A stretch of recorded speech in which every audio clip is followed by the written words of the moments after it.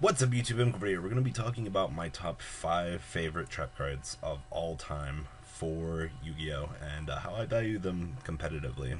Number 5 is Crush Card Virus. Now, if you guys don't remember Crush Card Virus, it was one of the most devastating, effective cards of the game. Just because you would tribute one Dark Monster or Sangan, check your opponent's hand, all monsters they control, and all that they draw for 3 turns, and destroy them all with 15 or more attack. Now, Crush Card Virus came out as a Shonen Jump prize card back in the day. If you guys don't remember, people like Adam Korn, Sangan Crush Card was a thing for a very long time. When the card got reprinted in Gold Series, it was like a $300 card at its time. Same thing, I believe Heraclinos was like $200 to $300 as well.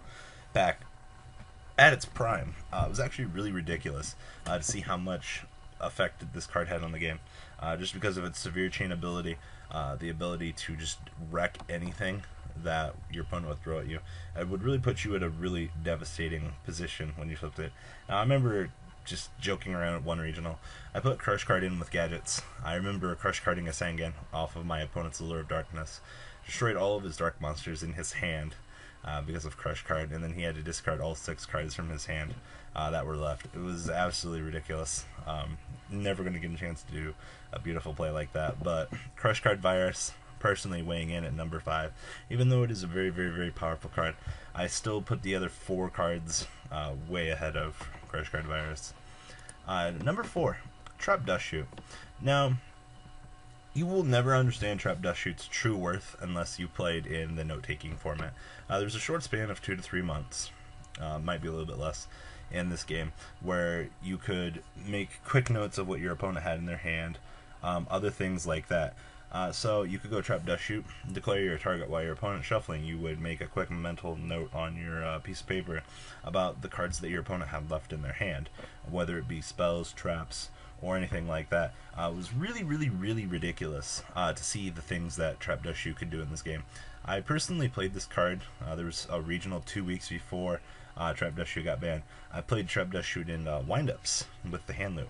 You could go turn 1 Trap Dust Shoot, take out any monster threat, take note of what your opponent had, and then on the next turn you could follow up with the wind-up hand loop to force your opponent to burn their hand.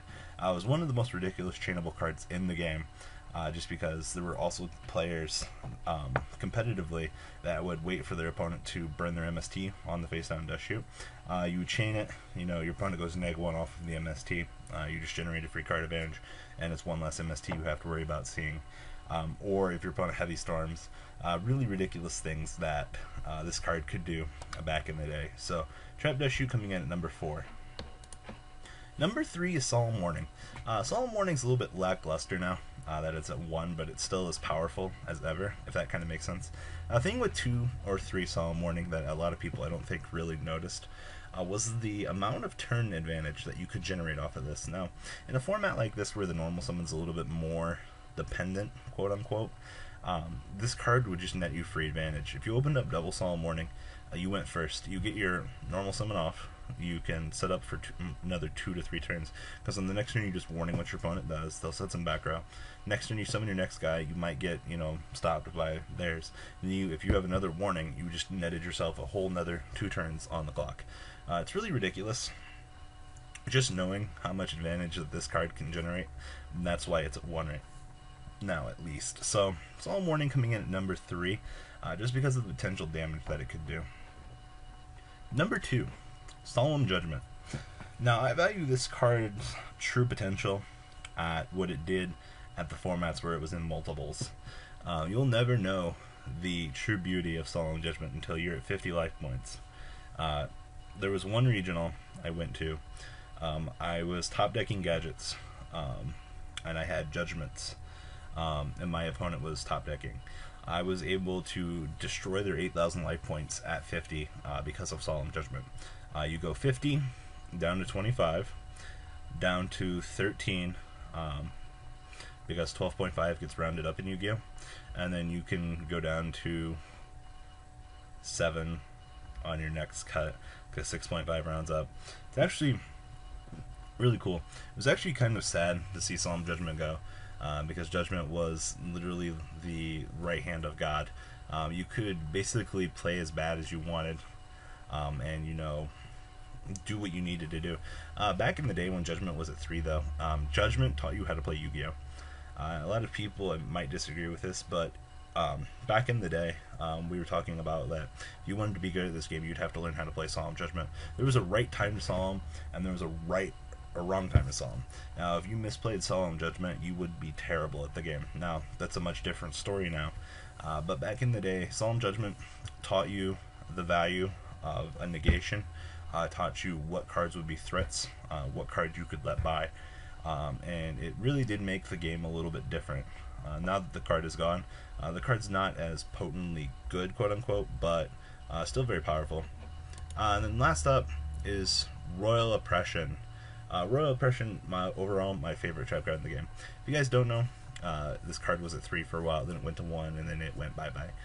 Either player can pay 800 life points to negate the special summon of a monster, and or effect that special summons a monster, and destroy those targets. Now, the fact that there were times where Konami was asking players their opinion on a Royal Oppression, we knew the card was going, because people were asking, you know, do you think this card's too powerful? The fact that Royal Oppression basically created a soft lock. Things like Shien or Naturia Beast with a Royal Oppression behind them. Basically, you set up Oppression in the same way that Bujin set up Kaiser Coliseum. It's a pseudo lock. Basically, you have your boss monster protect your Royal Oppression, and then you basically win the game. Royal Oppression was good because it would stop, you know, special summons. You wouldn't be able to special summon yourself because the 800 life points would just, you know, stop it. And you could use this card to just negate overall pure advantage for yourself. Now, the problem that this card had back in the day, I believe it was before 07, the card, you actually had to flip it over manually. You couldn't chain it to the summon. It came out, I believe, 2 to 3 years later, 2010 or something like that. They actually made the card a chainable trap card. Basically, you could activate the card, flip it over, and apply the effect in the same chain. It didn't used to be that way, but they changed it to make the card a little bit more godlike. Royal Oppression, in its time of Teledad, stopping Dark Arm Dragon, stopping things like that, was a really, really, really powerful card. And it really did put a lot of pressure on the game, and I'm kind of glad they did take it out, just because of the pseudo lock that it caused by not allowing your opponent to play Yu-Gi-Oh! So, these are my top 5 trap cards. Please thumbs up this video. Tell me what you guys want to see, what your guys' opinions are on my cards, and I'm out. I hope you guys enjoyed this video. Please thumbs up this video to show your support, and please check out Vanguard 40 for Cardfight Vanguard, M-Kohl Games for miscellaneous trading card games, and No Limit Gaming for a brand new series of Yu-Gi-Oh videos. Thanks for watching.